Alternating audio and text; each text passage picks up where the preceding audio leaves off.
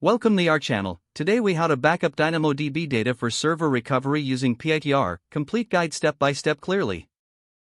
To begin, log into your AWS Management Console. Navigate to the DynamoDB service from the menu. Select the table you want to backup. In the Table Details page, find the Backups tab. Click on the Backups tab to view existing backups. Locate the Point-in-Time Recovery section. Enable point-in-time recovery if it is not already activated.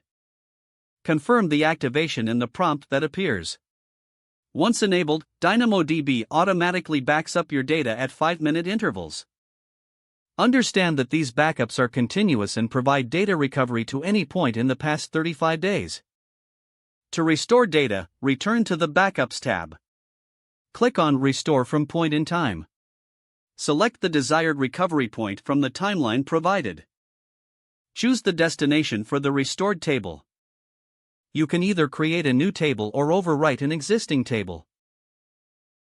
Review your choices and click on the Restore button. Wait for the restoration process to complete, which can take a few minutes. Once completed, your data will be restored to the selected point in time. Verify the integrity of the restored data by querying the new table. Keep in mind any limitations related to table throughput and capacity during recovery. For long-term storage, consider exporting your data to Amazon S3 for additional backup. Regularly monitor your backups and restoration processes for efficiency. This concludes the step-by-step guide on using point-in-time recovery for backing up DynamoDB data. If the page does not load, refresh the browser or try again in a private or incognito window. Make sure you are using the correct email address, then retype it carefully to avoid small typos. If your password is not accepted, use the reset option and create a new strong password you can remember.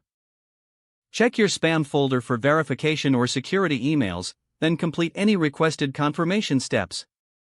Enable two-factor authentication if available to improve account security and reduce unauthorized. After signing in, review your profile details so your contact information and settings are accurate and current.